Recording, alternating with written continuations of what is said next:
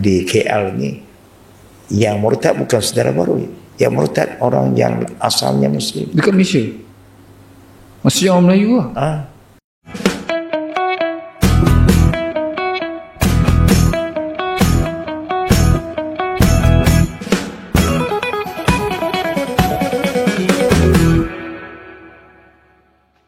Assalamualaikum warahmatullahi wabarakatuh. Jumpa lagi dengan saya guys, Cak Mujib. Gimana kabar teman-teman semua? Semoga sehat selalu dalam lindungan Allah SWT.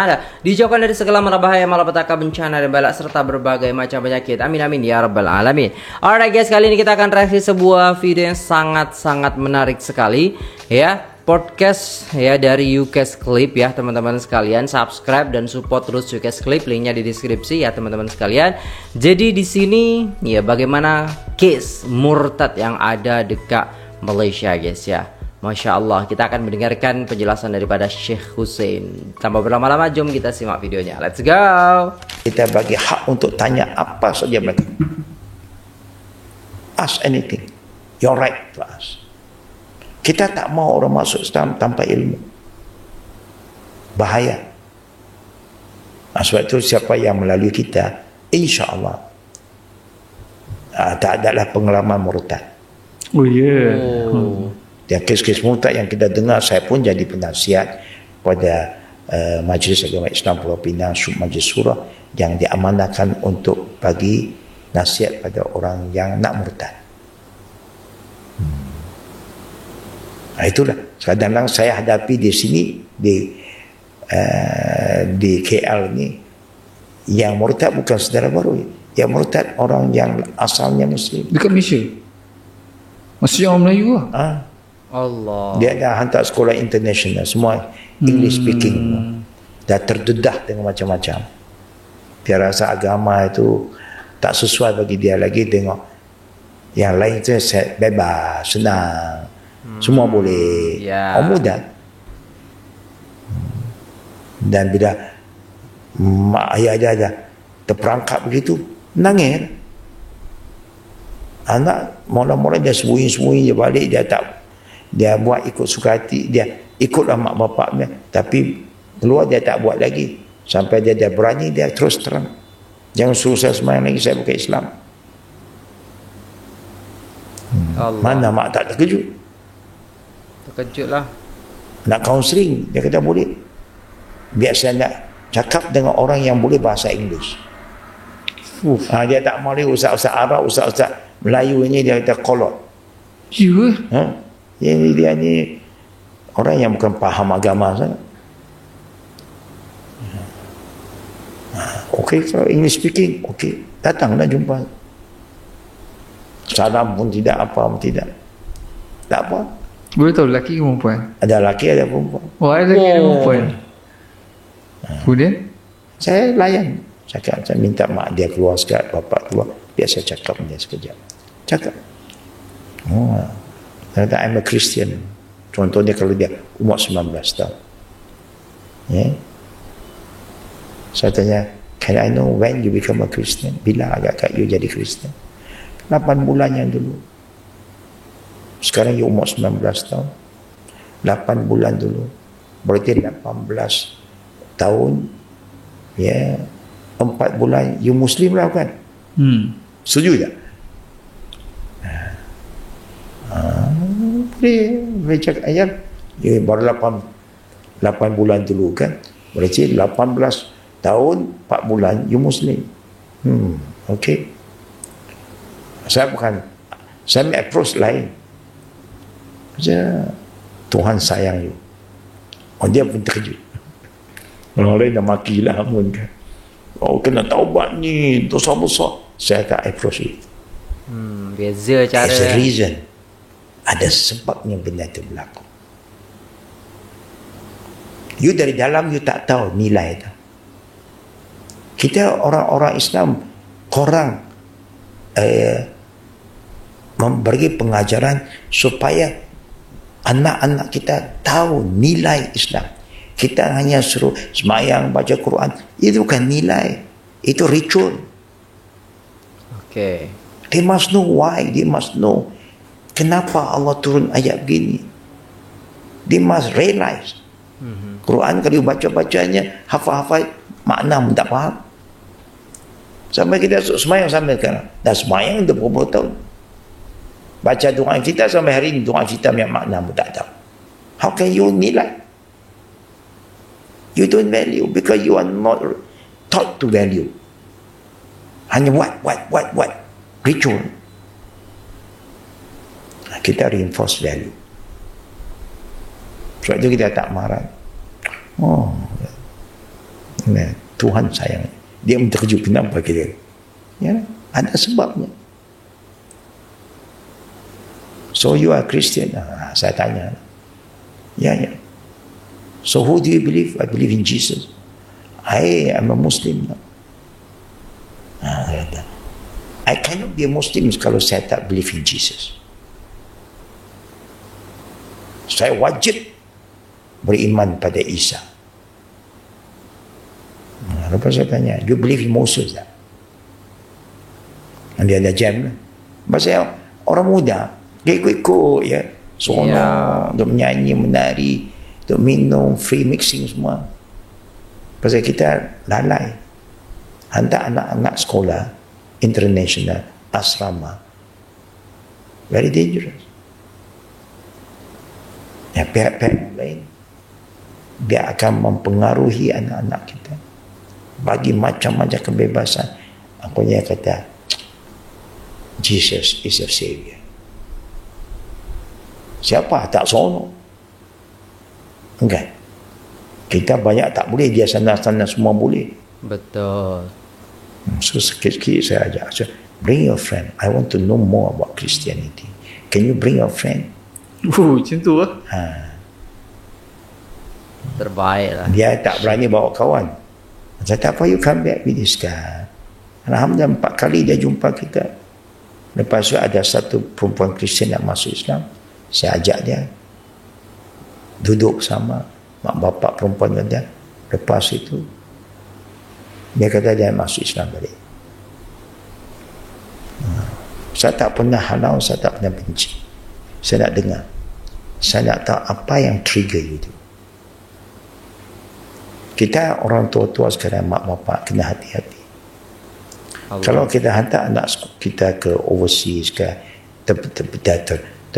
terbuka kan dengan English punya medium semua, dia kalau balik tengok bahasa yang dia guna, tengok body language dia. You must be alert. Dia akan ada perubahan you tak sedar. You tahu saya cepat-cepat kita merawat. Ini sudah datangnya gangguan bisikan. Alhamdulillah, siapa yang pernah datang jumpa kita, beberapa siri kita bincang, saya tak pernah marah. Lepas dia nak masuk Islam balik, Masya Allah. Dia pun nak borang, minta nak isi borang macam saudara baru. Saya kata, Pak apa you tak payah isi borang pun, you tengok ICU. ICU dah Muslim kan. Ini borang untuk orang yang asalnya tidak Muslim. I say, Alhamdulillah, syukur after few years dia datang balik, dah kahwin, perempuan isteri pakai hijab. Syukur, Alhamdulillah. Pakai hijab. Alhamdulillah. Ya dah, sekarang dia tahu.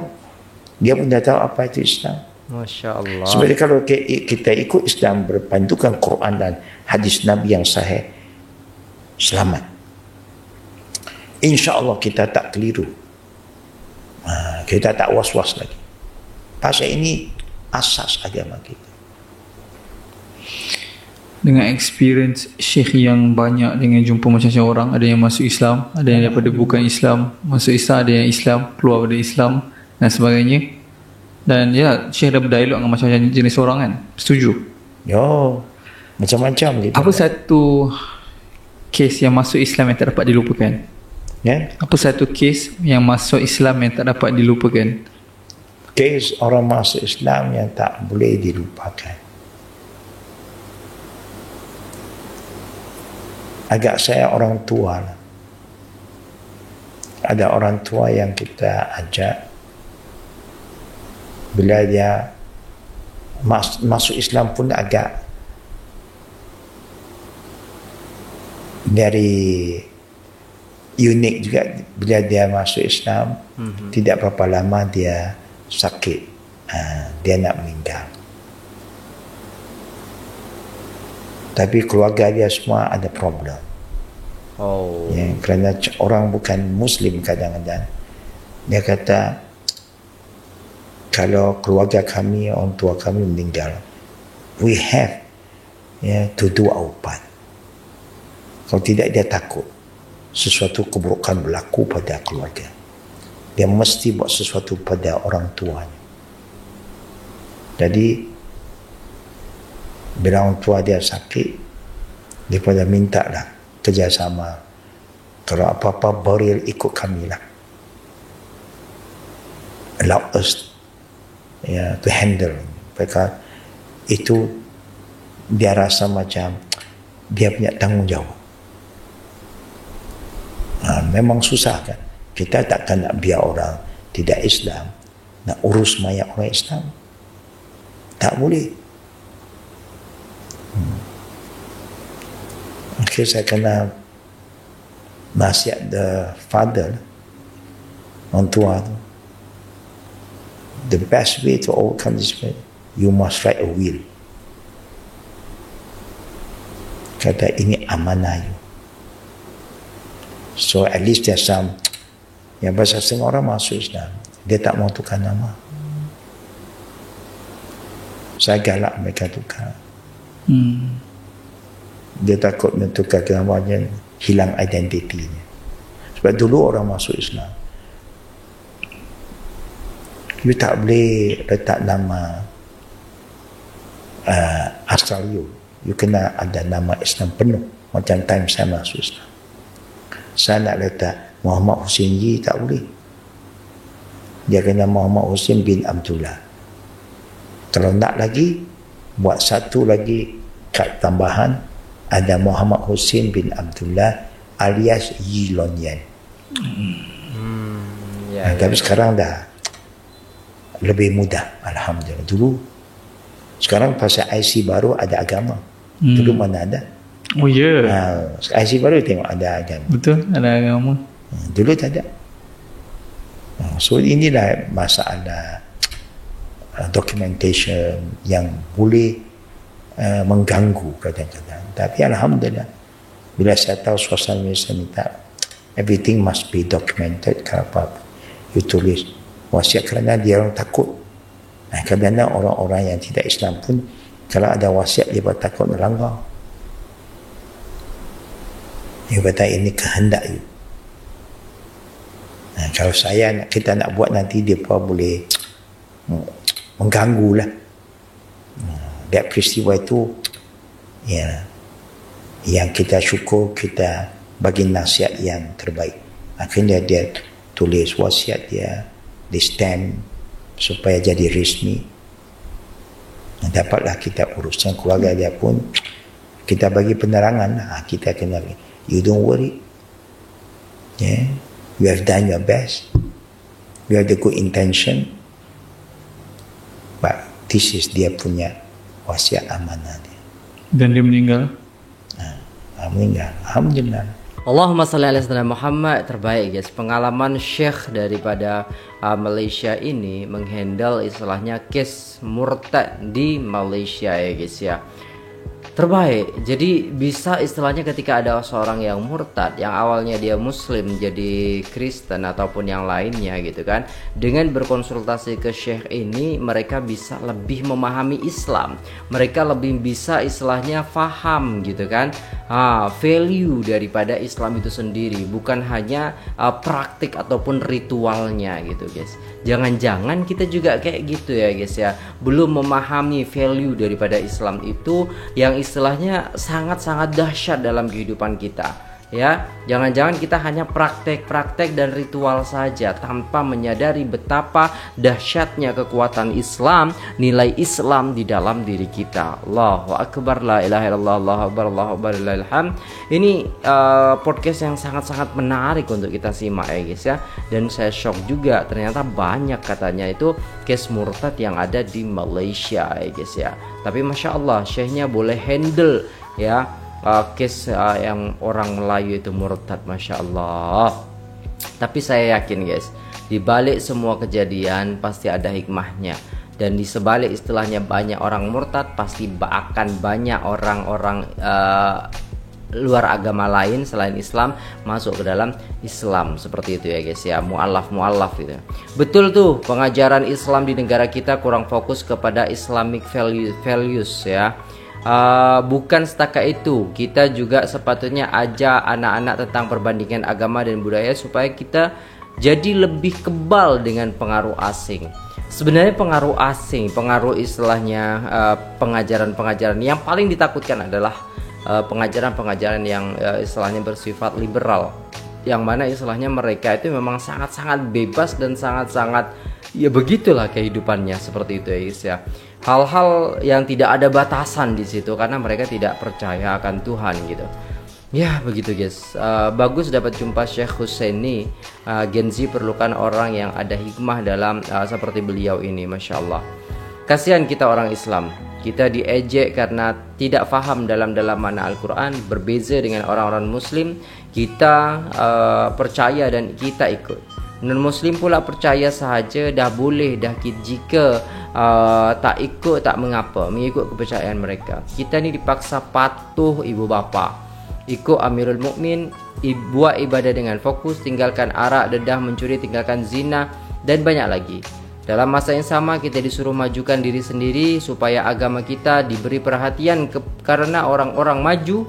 Salah karena orang-orangnya maju. Salah dan betul perbuatan kita, namun kita terpaksa buat juga karena tuntutan. Oke, ini panjang sangat ini guys. Mereka kedua-dua pihak Islam dan Muslim pun kenakan kita balik menjadikan kita serba salah, dan kita berfikir yang mana satu yang betul. Inikah serba-serbi orang Islam yang awam ini semua tak betul perilakunya atau tak mencukupi. Kesian orang-orang Islam. Kalau menurut saya ketika membaca ini ya guys ya, maksudnya orang-orang Islam yang belum paham gitu. Tapi enggak apa-apa guys ya. Ya, ketika kita mengucapkan kalimat syahadat ya, kita berusaha sebagai istilahnya hamba Allah ya, umat Nabi Muhammad SAW, maka insya Allah kita sudah menjadi muslim. Dan kita kalau diniatkan dalam diri kita itu untuk belajar itu lebih bagus gitu loh guys ya. Ingat kan Ustaz Badli Syah, Ustaz ini Ustaz Wadi Anwar Ustaz Wadi Anwar tu ada ceramah. Ustaz Wadi Anwar tu yang memang menyampaikan bahwasanya orang yang terakhir masuk syurga, itulah yang hanya kalimat syahadat di dalam dada mereka, macam tu. Okey, itu dulu videonya. Terima kasih sudah tengok video ini sampai selesai. Jangan lupa like, share, dan subscribe. Saya pamit undur diri. Wassalamualaikum warahmatullahi wabarakatuh.